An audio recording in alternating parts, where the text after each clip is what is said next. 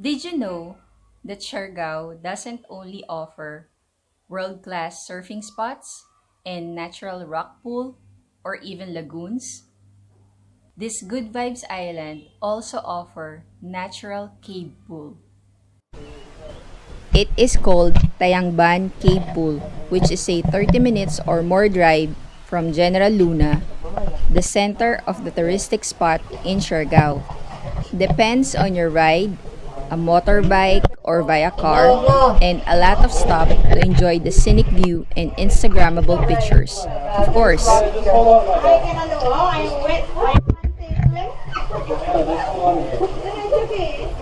This cave can only be experienced during low tide and located in between the palm trees viewpoint and Magpupungko rock pools.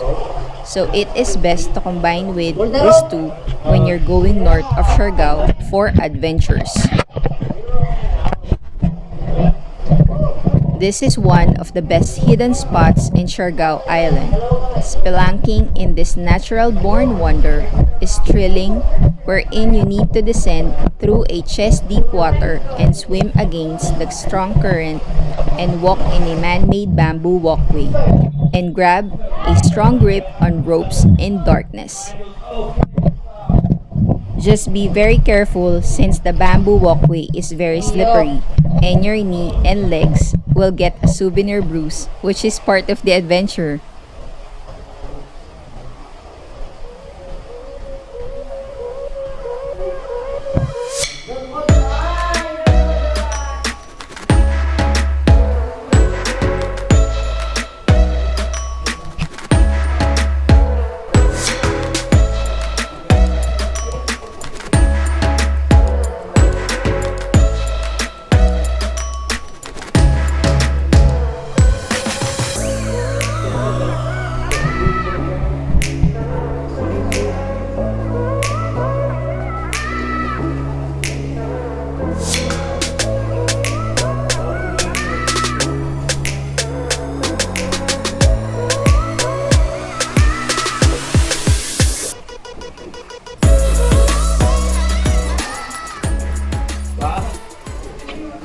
After a 15 minutes of darkness, and it will welcome us back to the sunlight.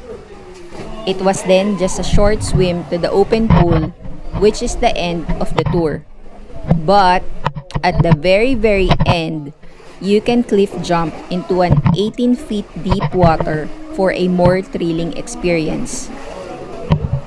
The entrance will cost you 70 pesos, which is $1.50, and you would need a guide for 150 pesos or $3, but you can split this up when you have other people joining you if you're going solo.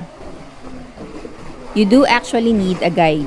It isn't just a money-making scheme, as you will be navigating caves in the dark, and what a way to support a local.